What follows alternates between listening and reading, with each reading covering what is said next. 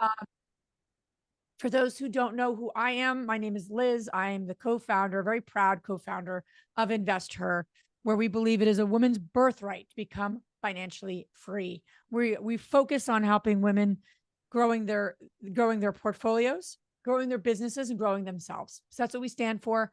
And today is really exciting because I think so often when we're trying to find deals, Burton, and in the especially in the landscape we are in right now, people need a fast way beyond spreadsheets to Yeah. analyze deals and organize deals in a way that's streamlined, is simplified, and is also, quite honestly, useful so they can make decisions. Burton is with PropStream, one of our preferred partners. Love their software, and they're going to be at InvestHerCon as well. So without further ado, Burton, I'm going to give you the floor. This is interactive. We want women to leave with takeaways that they can use immediately. And this being all about data, being data driven and moving away from spreadsheets. So without further Yeah, ado, Burton, thank you for being here. And thank you of so course. much for everyone being here. We know time is the one limited resource. So thank you for spending time with us. We will make this as valuable as we can, like we always do within our community. So thank you so much for being here, everyone. All right, Burton, that's your cue. You can make it Let's happen now. roll. Let me go ahead and share my screen. For those that are new to our application or maybe have heard about it, don't know what it truly is, let me start there. What I'm about to show you is just a quick little table of contents of what our application is designed for. Let's talk about pricing. So if you guys sign up, it's $97 a month. Make sure you put the investor as your reference. Not only are we going to give you a $97 price point, again, it's $97 a month, but from now to the end of April, if you sign up using that reference, investor, we're going to add $50 to your account. And that $50 can be used for some of the things I'm going to be going over, like sending postcards or buying documents or skip tracing, which is gathering phone numbers and emails. So $97 a month is going to be your price. Make sure you put InvestHer as your reference when you sign up. We'll add that $50 into your account for doing that. Okay, so that's the pricing. There's no yearly contracts. It's just month to month. You can cancel anytime you'd like. Okay. Now, in terms of what our data can do for you, well, we've been collecting data since 2006. And what people are using our data for are these two things that you see on the screen. One is what Liz just mentioned, and that's analyzing a property, right? Because at some point, someone's going to want to sell their house. They're going to need your help, or you might come across a lead, an abandoned property, a friend of a friend of a friend of a friend wants to sell their house, right? So eventually an address is going to land in your lap, and that's where we can help. You type in that address, and here's the information that we're going to supply you with. Property details, our PropStream intelligence data, which we'll talk about a little bit later, demographics, mortgage info, how many properties that owner has. You can run comps using our county records or our nationwide MLS records, so you can get an after repair value or a rental value. You can buy documents using those $50 credits we talked about. And then we have some rehab calculators for you. So at some point along your business, you're going to need to analyze a property. And guess what? We can help you with that. Type in the address, and that's the information that we can supply you with. Let's say you close the deal, or maybe you don't have an address present. The second part of our application is vending that data, aka what we call lead generation. So in PropStream, you can generate on or off market leads, but there are three parts to lead generation. You don't need to use all three parts, but they're there. Part one's the most obvious one, and that's just to build your list, right? So search your market, add some filters, save your list of addresses, get that out of PropStream, export those addresses. So if you're just here for addresses and that's all you need from us, you're a part one user, right? You're going to build your list, export it, and then bring it somewhere else. Part two is skip tracing. That's getting a phone number or an email. So you build your list first, and then for 12 cents an address, we can get you a cell phone, a landline, or an email, any of those three items. If you don't get anything, we'll give you your 12 cents back, right? So if anything comes back, any results come back, 12 cents. If nothing, no results, no phone numbers, no emails, you can have your 12 cents back, okay? Part three is marketing. Within PropStream, we have a campaign area, and that's our marketing area. You can send out postcards, emails. There's also a landing page that we'll give you. So you could build a senior owner list in part one, and then part three, create a website that says, would you like to find your retirement home, right? So marketing has three things in there: landing page, postcards, emails. These are the two core functionalities of PropStream. That's all we do, right? Provide you property details when you're analyzing a property. And then if you don't have a property, but you want to generate leads, you can use our lead generation. And there's 3 parts to it. Now, we do have some additional features like our mobile app. So if you're out there on the field and you need a comp or you need data or you're driving for dollars, our mobile app can help you with that. Team member accounts in case your team starts growing. Maybe you bring in your nephew as an intern or whatever. You want to give them their own PropStream sign up for a fraction of the cost. You guys can give them their own username and password, so you don't have to buy a separate account. And then List Automator, one of my favorite features. This feature here, it's an additional $27 a month, but what that does is it takes part 1 of lead generation and automates it. So I could build 5 different lists, 5 different filters, and then automate each one of those lists. What that means is I never have to search them again. Once I automate them, PropStream searches them for me every day, and then I get an email when there's any changes, meaning if there's any new records that match or any records that no longer meet my criteria, PropStream will email me and move those leads based on the rules I set. So this is essentially our table of contents. If you see any asterisks, those are the additional costs, and that's where your $50 is going to come into play. Okay, so again, for those that don't know too much about our product or just heard about it or caught wind of it, this is what we're designed to do: analyze properties and then lead generation. So let's do this. 1 for property details, 2 for lead generation. Where shall we start? I'll leave it with the audience to let me know where I pivot. So 1 for lead gen, or I'm sorry, 1 for property details. Put that in the chat. 2 if you want me to go over lead generation. Stephanie says 1. We have 1. We have, oh wow, like right down the middle almost. I think the big challenge that a lot of, at least what I'm understanding, well, this is a mix of people saying 1 and 2, but you know, a lot of people on here are using spreadsheets to analyze deals. Okay. And it's moving the process slowly. So that was one of the things that. Yeah, we can go both. So right now I do see a little bit more too. So let's go over that quickly on the lead gen. I have some best practices for you guys on how to really edge out the competition. And then we'll go over the property details. And I have this outline that's going to really help you in terms of like how to analyze properties. Because with so much data in front of you, where do you begin, right? So let's start. Okay, so lead gen. Let's talk about part 1. We're not going to go over part 2, part 3, because that's pretty self-explanatory. We have videos in our product that can help you with understanding how to skip trace, how to perform your marketing. I think the main focus here that I'm seeing with all the number 2s is, you know, what is the best way to build a list? So let's talk about that. All right, so where I'd like to start is in PropStream. So this is PropStream when you first log in. You'll get this pop-up, tells you about all the new stuff that we're doing. We are nationwide, so you can search anywhere. Your toolbar is on the left-hand side. So if you head over there with the mouse, it'll expand. We'll always start you with the search page. Why? Because we think you're doing one of these 2 things, right? So you need to search an address or search a market to do either of these 2 functions. And that's why we start you in the search page, because there you can type in an address and pull up single or individual property information like I'm doing right now.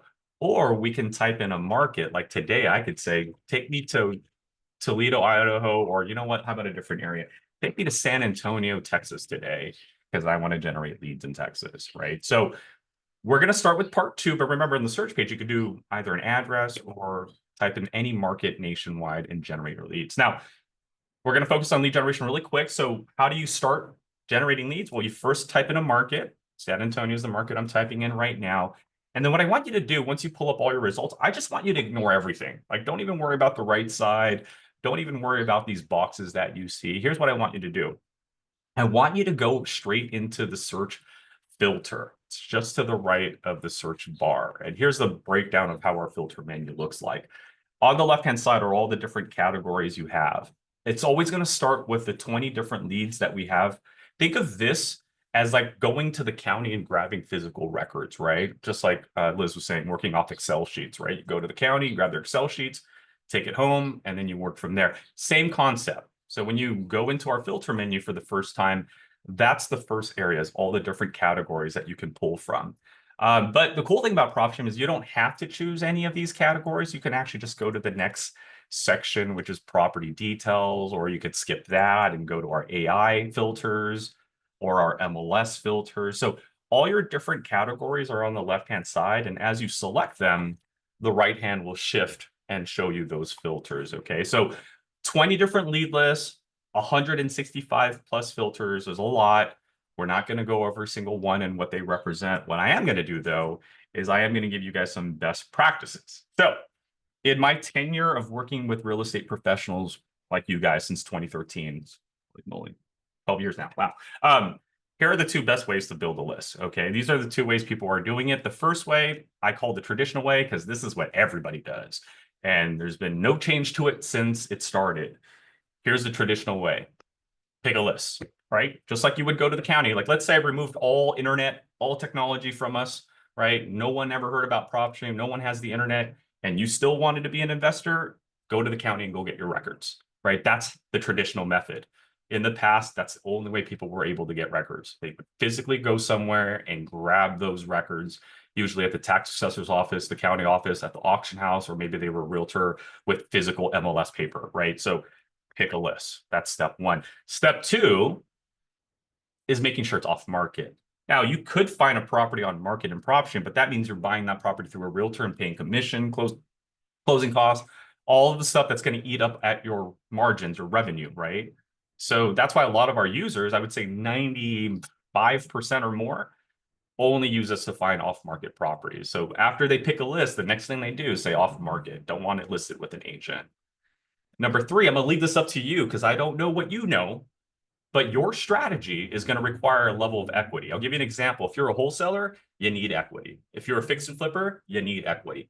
But if you're going to do subject twos, short sales, lease options, creative seller financing, you probably don't need equity, right? But I don't know what you know. So I need you to do me a favor. I need you to go through all the strategies that you apply in real estate and then determine if you need that equity or not. So if you're like, yeah, I only fix and flip, then make sure you apply equity. Otherwise, if you don't, you're going to have negative equity properties in your list.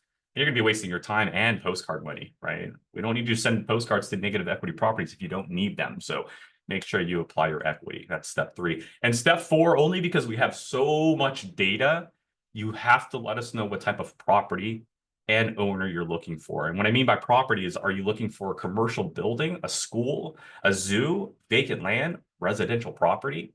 We have all of that. So if you don't tell us exactly what you need, you're going to get all of that. And so if you don't want to talk to the superintendent of a school because you sent a postcard to them, then let us know you don't need that, okay? And then same with the owner characteristics. Remember, you're controlling who's going to call you back. The reason you're building a list is because you're going to market to that list. So you control who calls you back just by telling us, I want individuals on this list, because I'm going to market to all these individuals and then individuals will be calling me back. If you want a corporation to call you back, all you have to do is just tell us, I want corporate offices that own properties. And then you're going to mail them and then corporate offices are going to call you back. So these are the four minimum steps, minimum at least, that you should apply. Anything after this is what we would call list stacking. I want the owner out of state. I want it with 2 mortgages. I want it vacant. I want it non-owner occupied, right? Those are preferences, but these are at least the 4 minimum that you'll need to get on the right track with building your list. So let's do that. I'm in San Antonio, Texas. I'm a new investor. I just landed in the city. I need a lead. Well, Burton said, let's do it the traditional method. So we start with lead list and we're going to go ahead and pick a list. Now there's a trick to this. You don't want to just pick any list. For example, do you think a cash buyer is going to give me the property that they just bought in cash for a discount? No, they're not, because they just bought it in cash. It would be insane for them to sell it to me much lower than what they bought it for. This is why a lot of investors don't go after cash buyers for discounted properties. They go after the distressed categories, delinquencies, pre-foreclosures, liens. So when you're picking a list, you don't want to just choose any list. You want to choose a list where there's some sort of financial challenges behind it, right? Like, for example, tax delinquency. A homeowner on that list has 3 options now. Pay your taxes and get off this list and I stop calling you. Don't pay your taxes and the government's going to take your property. Or if you don't have money to not pay your taxes and you don't want the government to take your property and destroy your credit score, then option number 3 may be to take this cash offer or the strategy I'd like to share with you, which is whatever strategy we're going to do. So again, you don't want to just randomly choose a list. You want to choose a list where there'd be some sort of motivation to want to sell. So let's stick with delinquency for this example. Okay, that's step 1. Now, step 2, let's make sure it's off market. So what I would recommend is just jump straight down to our MLS filters, and where it says on market, No, right? Here's a little cherry on top I like to give you. Just because it's off market now doesn't mean it wasn't on market last month. That could happen. There could be a property that was listed in February that failed. It's now off market in April. But guess what? That homeowner still wants that listing price that they listed it for, even though it didn't sell.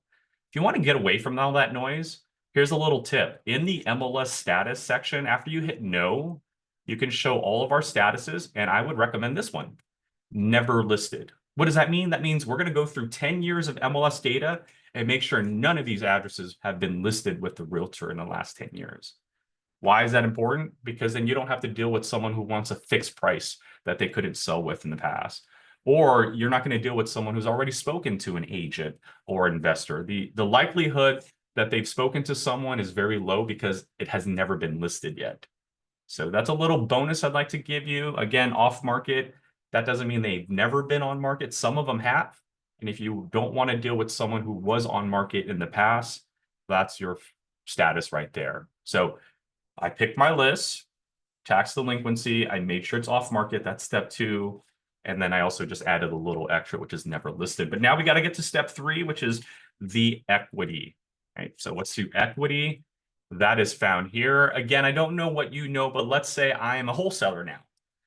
Right? I could wholesale it or I can fix and flip it. Well, those two strategies require equity. So I'm going to go into the equity and say I need, let's say, 50% or more in equity. The higher, the better for me as a wholesaler or a fix and flipper. That's step 3. Step 4, and this is where it all comes to an end, is adding the property and owner characteristics. Because again, if you don't do that, you'll see here we have a commercial office that's 14,000 square footage. We have some single family condominiums, right? A shopping center. There's a mall. I'm going to send a postcard, a mall. So again, if you don't tell us what property details you need, that's what's going to happen. You're going to end up sending things to things you probably don't need. So to wrap up the traditional search, just tell us the type of property and owner you want. So property details, I'm not looking for all of the categories. I'm only looking for residential. And then once you choose a class, immediately right below it will be all the different options for you in that class. If you choose commercial, then right below you can see all the laundry mats and casinos and bars and taverns and gas stations that didn't pay their taxes. But again, if that's not what you need, then you got to make sure you let us know. I only need single family, or I only need duplexes or apartments. So be intentional with your property details. And then once you do your property details, in this case, residential single family. And again, if I'm a fix and flipper, then something to also consider is I don't want anything new. So maybe anything built before the year 2000, right? Because if I find a delinquent property, but it was built in 2021 and I'm a fix and flipper, what am I going to fix in that house?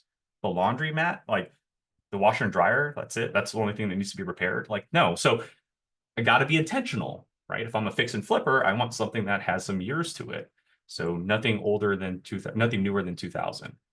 So intentional, be intentional with your details. And then last, but certainly not least, to wrap up that part 4 is your property and owner characteristics. And so go into your owner information. And again, the whole reason I'm building this list is I'm going to market to it and people are going to call me back. So I get to control who calls me back, all by saying, hey, I want an individual on this list, right? I don't want any owners or any of that stuff.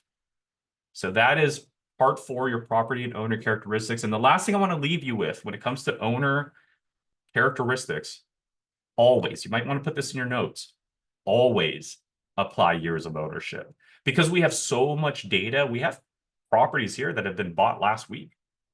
And if you don't tell us that you don't want those properties with less than 1 year of ownership, this is what's going to happen, right? Like, for example, I chose tax delinquency. I have yet to put years of ownership. And because I didn't put years of ownership, look what I got. I got a house here that just got sold 2 years ago. Why is a house that was bought in 2022 on a delinquency list? I'll tell you why. They're a new homeowner and they forgot to make their taxes. This is a very common mistake that people make because they're a first-time homeowner. So there's a lot of first-time homeowners in here, you can see from 2022, that are on the tax delinquency list. That's because they forgot to make their first tax payment. So let's change the story. I don't want anybody that was bought in 2022. Let's start with 10 years minimum of ownership. That lets me know that you bought this house at least 10 years ago or more. So when I call you, you can't say, oh, I just bought my house in 2022. I forgot to pay my taxes. No, no, no, no. You bought your house in 2015. You can't tell me you forgot to pay your taxes. You know, for the last 10 years, you have to pay your taxes. And for whatever reason, in 2022, you did not pay your taxes. So I'd like to talk to you to see how I can help. Okay, so these are the 4 minimum steps I want you to follow when you're building your first list with us. Once you do these 4 steps, you can do anything after that, right? I have homeowner users that are like, but Burton, I don't want the owner living in the house. Okay, well, that's a preference. And so if you don't want the owner living in the house, go back to owner information and owner occupied. No, there are all your delinquent absentee owned properties now. We're down to 6,200. But again, everybody has their own preferences. I get it. So at least do these 4 steps before you start adding any other filters that you prefer. Okay. All right. Now, this is where I'm going to pivot really quick, and then we'll get to the property details. Because technology is moving at a very fast and furious speed, there is a new way to build leads, and I call it building situations. What I mean by that is there is a philosophy I believe in, and that philosophy is that a lead isn't always going to be on one of these lists that we have or any other company has, right? We're living in a world today where people are going through a lot of situations, and sometimes you can find a motivated seller that's not on a list yet. Now, before you do that, before you start building your own leads, I want you to follow these 4 steps first, okay? Step 1, just make sure it's off market first. Step 2, your equity. And then step 3, your property and owner characteristics. Now, if you're wondering, why does that sound familiar? It's because it's part of the traditional search. All I did was remove part 1. So I took out part 1 and I moved 2 and 3 up. And that's 1, 2, and 3 now. So when you're building your situation, whatever that is, make sure you do these 3 things first, okay? Now, thankfully, that's already been done in our system, right? The previous filters already did that. So all I have to do is just remove the list. So let me remove that. And now we're off-market, equity, property, and owner characteristics. Now I can come up with my own situation because I have so much data in front of me. I just got to get a little creative. So I'm going to give you guys a few examples. Interest rates, always an uncertainty, right? Especially when there's like an election or like in the last few years, there's been ups and downs. Over the last 2 years, I've been hearing people say nobody wants to sell because their rates are too low. Who would want to sell a 2% interest rate that they have to buy a 5% property, right? Nobody wants to do that. And you're absolutely right. If I had a 2% and you called me and said, hey, let's sell, I'd hang up on you. I'm not letting go of my 2% mortgage. But that's the thing. A lot of us were so fixated on one side of the fence. So you're trying to call a person at 2, 3%, expecting them to sell. That's not going to work. So think outside of the box. You could have gone into our system, our mortgage filter, and said, okay, if everybody under 5% doesn't want to sell because their rates are too low and they're not motivated to sell, well, why don't I just go in PropStream and go to San Antonio and find everybody with a 7% rate or higher? Let's find everybody on the opposite side of fence. Because if someone at 2 or 3% says, no, I don't want to sell because rates are too high, then what about these 155 homeowners who have an even higher rate than the rate right now? See, my conversation with them is, hey, I see you have a high rate. I see you're also on the delinquency list. You know, I can help you with the delinquency, but did you also know that rates are at like 5%? So not only can I help you with the delinquency, but if you buy a new home, you might actually even save money on your monthly payments as well. That's what I mean by building situations, right? I didn't choose a list. I just said, go to San Antonio. I want to see everyone with a high rate. That's my lead. Because again, one of these homeowners, they're paying a lot of money. And as the rates continue to increase, that might be the reason they finally become a delinquent homeowner, or they show up in pre-foreclosure because they finally missed their payments because rates are too high now, or they're in bankruptcy, or even divorce because now the spouses are arguing, who's going to make next month's payment? I can't afford that. You afford that, right? So do we wait for people to show up on the list and then start reaching out to them, or do we do what we just did right now? We find that situation and start planting that seed, introduce ourselves, talk to them for the next few months. And then when things do go south and the bankruptcy gets filed, the divorce gets filed, or a pre-foreclosure happens, and then everybody starts reaching out to them because they see these records now, guess what? The homeowner already knows your name because you already planted that seed months in ahead. That's building situation at its finest. Here's another one I want to share with everyone that's very near and dear to me, and it has to do just with the property itself. So I'm going to remove the interest rate, and here's a lead no one thinks about, but this is the reason my father sold our house. So here's the situation. It was an owner-occupied property, so owner information, owner-occupied, yes. My dad had lived in there for 10 years. Our family was there for at least 10 years. And the only reason my dad sold the property was because it was a single family property with one bedroom or one bathroom, 3 bedrooms minimum, 1 bathroom. That was the reason my dad sold the house. Had nothing to do because of a pre-foreclosure or liens or any of that stuff. It was that I am tired of 2 teenage boys fighting over the bathroom every morning. And so in San Antonio, we have 11,000 properties sharing 1 bathroom for the last 10 years.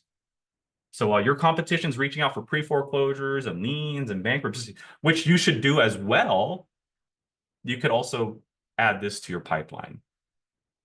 That's what I mean by building situation. So if there's anything that you get out of the lead generation conversation today, whether you're using our product or the next, it's this. This is the future of real estate. It's building situations. And let me give you why I believe that. Just recently, we pulled in a new data set called PropStream Intelligence. So AI is in the industry now, right? So here's how we used our AI. We told our AI, go through all of those MLS photos that we collect and give it a grade.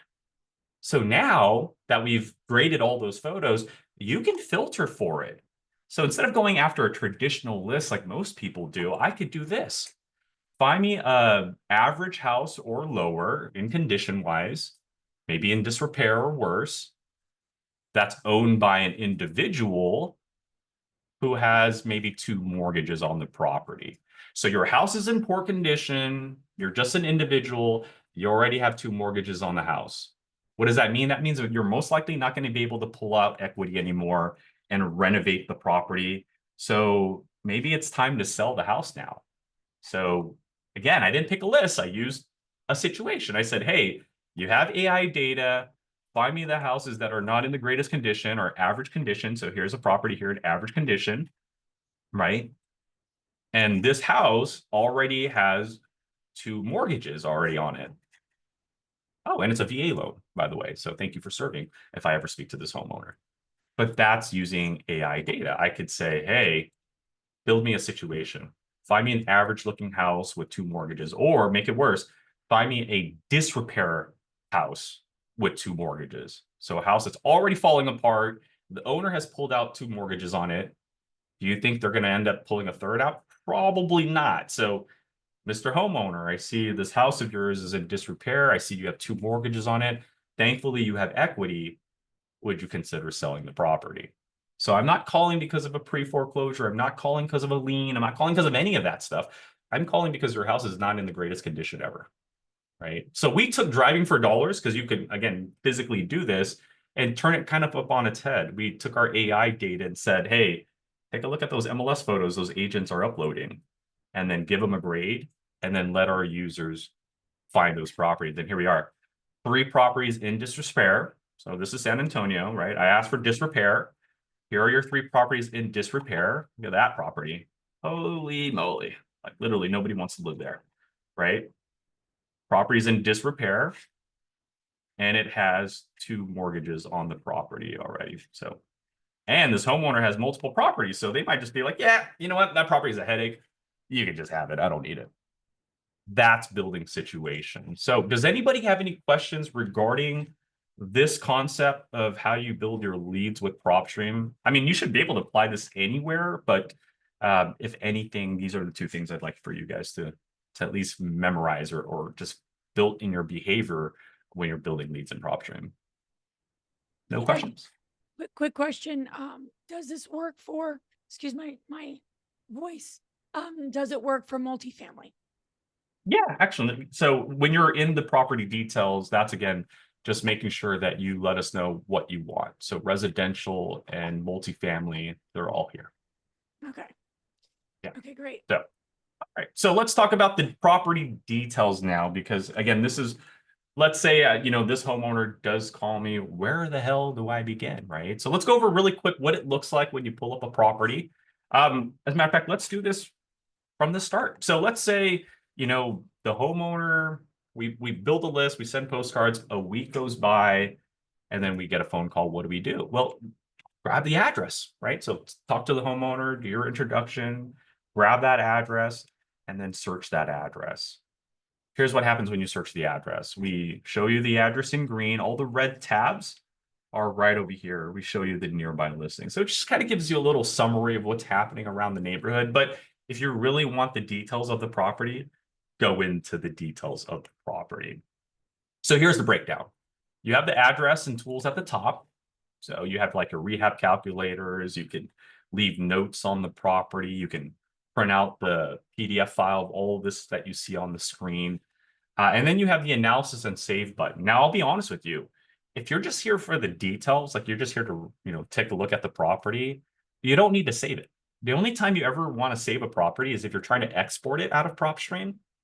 You want to print out any documents or buy documents, or you want to skip trace and mark it to it. So if you're not printing it out, buying documents, exporting, or using our marketing stuff, you do not have to save this property. You could just look at the data and then just move on to the next property. Okay, so address, tools, the save button, and then the dashboard. You have photos first. So if we have photos, that's what we're going to give you first. So you get to see all those photos. Then below that, we'll have the property details. Now, in the event we don't have photos, so let's see if the neighbor here, if we don't have photos, satellite image is what we give you. But as you can see, every property, whether it's the ones with photos or without, the layout's going to look the same. So this is one of the neighbors without photos, and this is the subject property with photos. So photos are always a priority. Beds, bathrooms right below, and then a little summary of the ownership and property. Like, is it in an HOA? Are you looking at an individual corporate owner? Is the owner occupying the property? I hope not, because that property doesn't look like it could be occupied. So that's the first area. Then you have the value card, which shows you what we've calculated to be the estimated value. Now, I'll be honest with you. This is very strong because it utilizes AI, but my honest opinion on it, don't ever use it in your conversations with homeowners and buyers. Right? Because even though it could be exactly on the money, like that's the same price the agent is listing it for, the only reason I don't like ever using estimated value is you can't prove it. So picture this, you're having a conversation with this homeowner, Paul. Hey, Paul, I think your house is worth 136 when it's fully renovated. Well, how do you know that, Burton? Can you show me your homework? Uh-oh, I'm in trouble, because how do I prove that, right? So never use estimated values. You're going to end up shooting yourself in the foot, especially when the homeowner or the buyer will ask, how did you come to that conclusion? So it's always important that you use our comping section. You go in the comp section and you actually comp the house. You say, okay, you know what? I'm in Texas. It's non-disclosure. So let's go in the comp section. Let's use MLS data because I get to see prices when we use MLS data. And then from there, you can pull the comps. And depending on the comps that you select, let's say 1, 3, 6, that we can give you a new price on, right? And then you can also print a report and provide that. This is why I always encourage to run comps, because it's not about telling them what the price is. It's about proving to them that you've done your homework and you've applied the exact filters as the subject property. And because you did that, these were the comps that you found in the area that are very similar. So now the owner can't say, well, I don't believe in that price. Well, I don't care what you believe in. It's the data that's in the neighborhood. These are similar houses that are in the same condition, and that's what they sold for. Therefore, your house is probably going to sell for the same price, plus or minus the condition that it's in. So don't ever use estimated values. Go and do your comping, okay? Next card is the mortgage and debt. This will just show you how many mortgages are on the house, if there's any liens, like an HOA lien or any of that stuff. And then the opportunity. This will calculate equity, show you how many houses a person has. We do a quick wholesale price for you. What we do is we just take 30% off that value So this is the 70% value. Just be warned though, that doesn't apply every market. And in Southern California, where I'm at, no one's going to buy or no one's going to sell you the house for 70%. So don't just go off offering this to everybody. Really know your market. That way you don't look like a fool later on. Okay. So this is our dashboard. And then down below is our intelligence tab. Sorry, Liz, you had a question. Say, the other thing I want to make sure we have time for, because we've 15 minutes left, Yes. is the from a deal analysis perspective, how can, this system help women move away from spreadsheets to something more streamlined? I don't know if I saw that in your presentation. Yeah, no, you mentioned that. So the next area would be our property intelligence tab. And then to wrap up what we're seeing is if this isn't enough information in front of you guys, like the dashboard and the intelligence, there are going to be several tabs that you see here. Jenny asked, can you see if property has any liens or open permits? Not open permits, but liens, yes. So anytime a property has like a lien, like these 13,000 properties here, when you click on it, it's going to look like any other property. The only difference, though, is down here, you'll see like a lien tab. So with this property, there's a lien tab. With the property that we were just visiting a few moments ago, this one didn't have any liens. So there's no lien tab present. Okay. So again, lots of different data sets. I don't know what your use case is. If you're a lender, you're probably going to spend more time in our mortgage transaction. If you're a property management, you're probably going to want to look at their linked properties, right? If you're looking to get a comp value, comparables. So there's so many ways to begin this. Where I like to draw your attention, guys, is just to organize the thought process. So here, let me bring this up here. You guys ever heard the word comps before, right? Comps, comparables, right? So it's a commonly used word. Use that when you're ever going through property details, whether it's our product or the next product, whatever. Use the word comps, but break it down. Okay. So this is something I created, again, working with professionals for over 12 years now. I noticed people were doing it very similarly. So I figured, you know what, let's make it creative. Let's use the word comps. And that's how I want you to start approaching every property going forward. So the first letter in comps is condition. When you're having your conversation with the homeowner, you need to figure out the condition of the property. Go take your pictures, go visit the property, ask questions. When's the last time you did the roof? How's the bathroom? Do you have a septic tank? Is it central heating? You need to really understand the condition of the property. And that's why, again, we're using AI data to kind of help you out a little bit. So based on the photos here, the condition of this property is definitely not livable. If I were to put a percentage on this property, it's like 50% there. You have the roof intact, you have rooms in there, but plumbing, we got to refurnish it, interior design, we got to put a kitchen in there. So if anything, you're about 50% there, right? Condition taken care of. Next, you need to understand the obstacles that are in play. Like Jenny just said, if there's a lien on the property, I need to know that, right? Did you not pay your taxes? Did you not pay your HOA? Because we need to catch up in order for me to acquire that. Sometimes obstacles are something we don't even collect. I call it life data. Let's say as I'm talking to this homeowner, homeowner says, you know what, my mom is sick and I got to move out of the state in the next 40 days. No one has that data. No one can ever buy that data. That data does not exist out there. And this is why I'm always a proponent of, you still need to talk to these homeowners. You still need to have that human factor, right? Data could only get you so far. So data tells me it's at 50%, but I didn't know he had to move in 45 days. That means I need to move quicker. I need to prioritize this property before any other deal I'm working on. That's condition, all right? So condition, and then you need to understand the obstacle that are at play here. What happened to my pop-up here? I think I closed it down. The next thing, right? So let's say house is at 50%. They have to sell in 45 days. Well, now I need to know if there's a mortgage on the property. Because if I'm going to make you an offer, a cash offer, it needs to be more than that mortgage that you have on that property, right? So your mortgage collectively is at about 142 plus or minus. Now, again, this is a calculation. I don't know if the homeowner hasn't been making payments for the last year. This is another reason we always need to ask. Because we don't know as a company if that homeowner hasn't been making payments. That's between him and the bank. So this balance is under an assumption balance.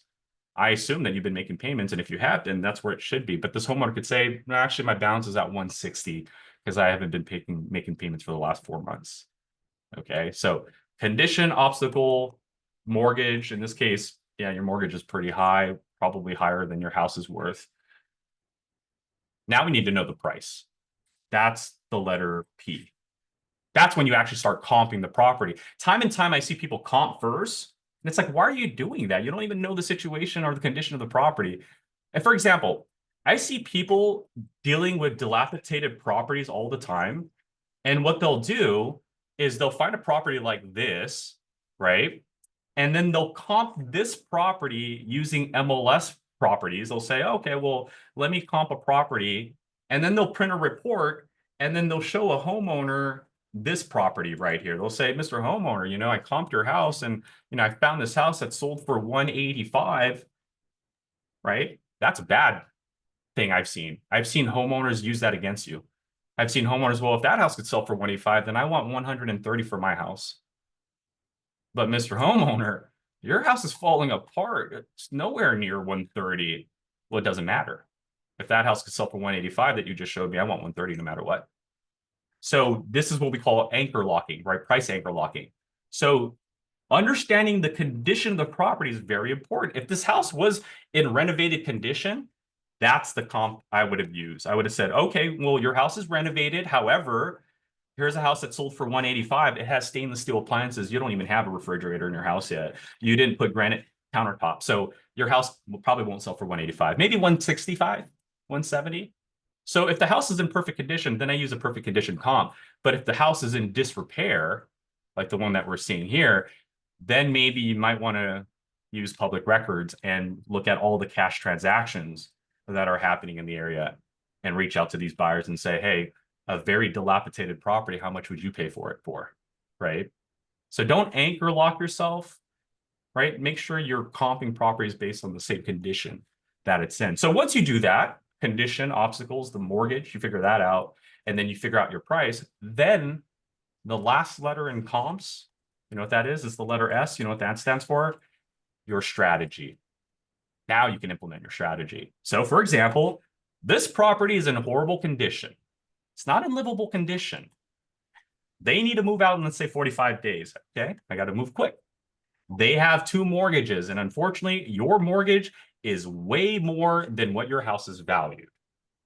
Just to double check it, I checked out the comps in the area, and the only comp that's somewhat near is that 185, but that's, again, fully renovated, right? So do a little strategy. Here's my conversation with Mr. Homeowner. Mr. Homeowner, you don't have equity. I know you need to sell in 45 days. Your house is falling apart.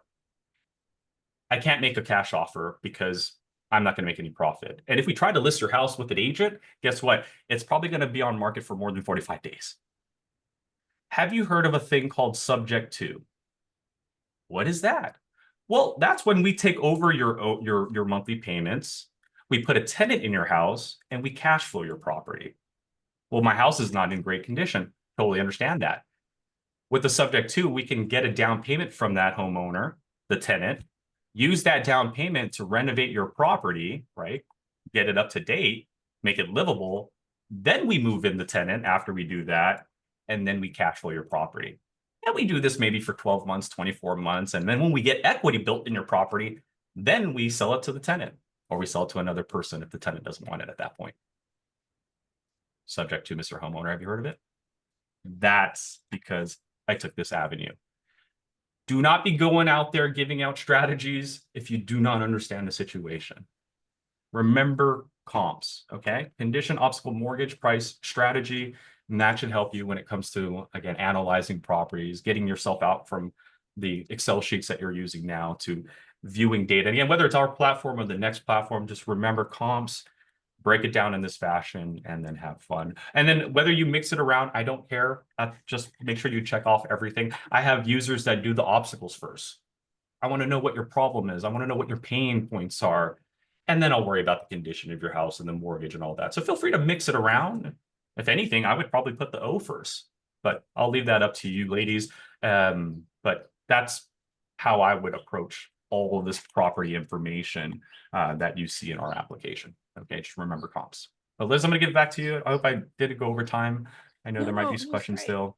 Um, I would make sure you put your contact info or how everyone can get access to um a trial for prop stream.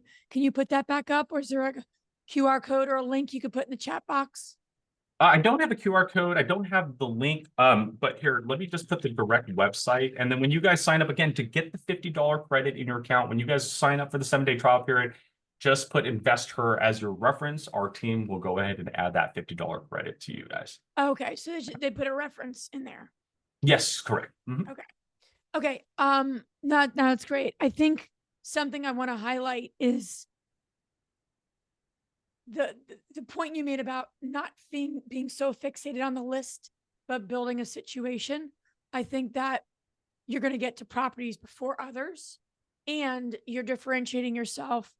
And quite honestly, you're just doing things differently than everyone else, which matters right now, to get the deal, to get properties moved along. So I really like that a lot. I think people can, it's a thinking, not just a technology, but it's a Yeah. strategy that people can really utilize. So I thought that was great. This is a really important point to note. I'd love to hear from everyone on here who's joined us. We always like to say, what's your takeaway and what's your action step? Because you can learn a lot of great information and not do anything. We all know how to lose weight, and then what happens, right? So the knowing is not enough. And that's why InvestHer is all about the knowledge, the community, so you could take confident action. So I'd love to see in the chat box, one, your takeaway. What did you learn? What was one takeaway you appreciated? And number two, what your action step is as a result of today. Because our brains can't distinguish between small actions and big actions. It just knows that it's taken in action. So just taking small steps, small actions actually leads to big things, especially for our brain. So I'd love to encourage everyone to put in the chat box what their takeaway is, because it's so important, right, Burton? It's the what we're going to do and how we're going to do it is really the key to it. Oh, no, I agree with that. I remember a long time ago, my mid-20s, I fell into depression. And, when you're in that state of mind, it gets really, really hard to get out of it. And I remember my therapist at the time, really, really amazing woman, Miss Simmons, you're awesome. You've saved my life. She told me that the way that the body works is really interesting. And that what she discovered is when people are in a state of mind of there's no action being done, small victories. Yeah. Even small actions like, oh, I just signed in. Even if you don't take an action, signing in is the first step, right? Next time you sign in, maybe search a market. There you go. You're now moving forward. And it's these small victories that trigger your mind to accepting that you are a winner, right? That you're not this person that's not doing anything. And I took the same approach when it came to like the gym process, Liz. I remember getting a gym pass, and then man, I remember sitting in the car for like 30 minutes, like, am I going to go in there? I didn't know what to do. So I finally went in there and I just walked on the treadmill for 45 minutes. And I did that for 2 weeks straight. And as I was on treadmills, I was like watching what other people were doing. And then when it would die down and no one was around, I would mimic what those people were doing. Fast forward 2 years later, I look like the person that knows what they're doing, but in my head, I'm like, I'm still just copying what other people are doing. But to someone who's walking in for the first time in that gym, they look at me as the expert.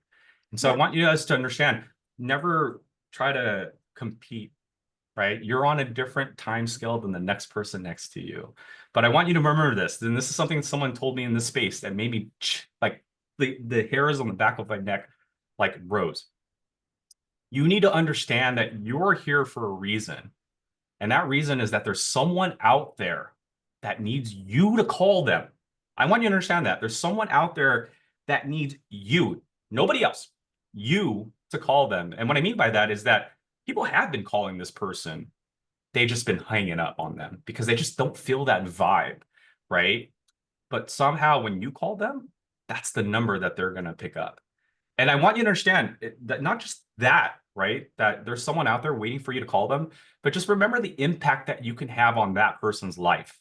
That person that's waiting for you to call them could have a kid, right? And they're probably looking at different schools that they're going to need to transfer their kid to because they made some really bad financial decisions as a parent. But you can stop that.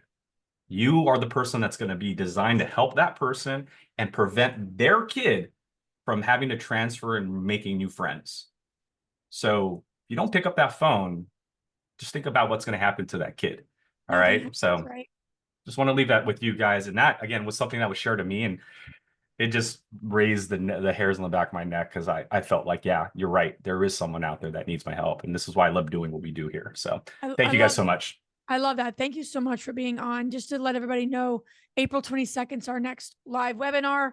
It's all about structuring deals with Jacqueline, who is on here from C3 Lending, and she'll be on CV3, excuse me, financial services. But she'll be on and talking a little bit about structuring deals and help everyone in that, because that's a big topic. And then lastly, InvestorCon, PropStream.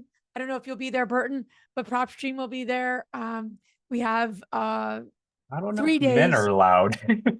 You can come. So, You can come to the booths, but we have you guys are 3 days, awesome. 25 speakers, transformational event. If you do not have your ticket, everyone, please get your ticket today, June 1st to 3rd. It's going to be like no other, and it's going to be truly a hands-on experience for everyone. So I would love to invite everyone to be there and engage with us and invest in yourself, because that's what it's about.